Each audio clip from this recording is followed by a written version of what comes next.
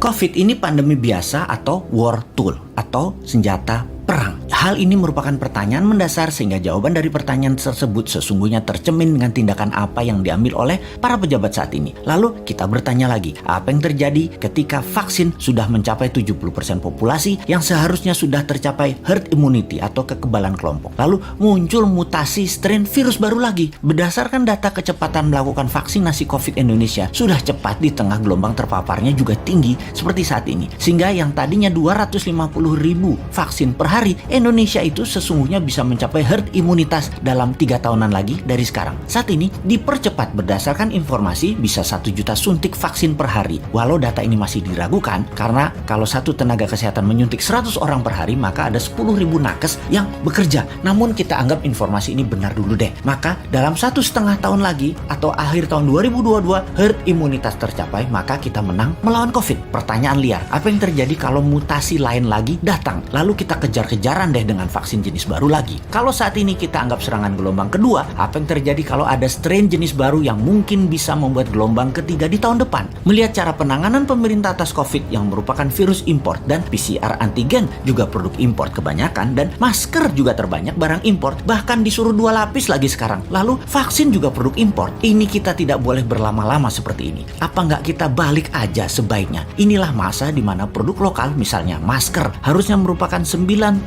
masker yang beredar di Indonesia saat ini adalah buatan lokal. Antigen tes lokalnya harus 100%. Vaksin lokal harus 50%. Atau obat peningkat imunitas yang lokal harus digenjot. Agar kalau virus mutan lagi, kita nggak terus bergantung impor yang akan membuat ekonomi negara digerogoti uang keluar atau flight capital. Sudah cara bernegaranya membatasi uang beredar menjadi tipis di tanah air, uang tadi ditarik keluar dengan berbagai kebutuhan impor dan tunai di tanah air harus hidup dengan pinjaman dolar asing dan yuan. Rupiah kok jadi nggak berdaulat ya? Pastinya karena kebijakannya terlalu impor. Walau bisa terlihat benar karena semuanya dalam keadaan darurat, tapi kalau bernegaranya daruratnya berkepanjangan seperti ini, sebenarnya bisa nggak masuk kategori salah kelola atau mismanagement bernegaranya. Lebaran tahun 2020 nih ya, kita nggak boleh mudik, pulang kampung, mudik apalah itu. Lalu tahun 2021 berlaku lagi, nggak boleh mudik lagi. Oke lah, kita manut, 2 kali ya kita manut. Walau ada beberapa orang nggak tahan melakukan pulang kampung yang katanya mereka lah penyebab meledaknya gelombang kedua paparan COVID sekarang. Oke lah, argumen ini diterima. Tetapi kalau tahun depan 2022 masih lagi, ini namanya nggak bisa kelola. Setuju nggak kalau hal ini kita sematkan? Nggak bisa kelola negara karena 3 kali berturut-turut kita nggak pulang kampung. Kembali ke pertanyaan awal. Kita bisa simpulkan dari pertanyaan pertama oleh pemerintah saat ini, COVID adalah pandemi biasa, bukan war tool atau senjata perang biologi. Menjawab pertanyaan kedua, kalau ada strain baru, maka sepertinya ya ikut aja atas apa yang akan terjadi nanti. Kumaha engke, tak ada antisipasinya, yang ada hanyalah mudah-mudahan nggak ada mutasi lagi. Kalau terjadi berlawanan, ini senjata biologi dan strain baru, mutasi baru lagi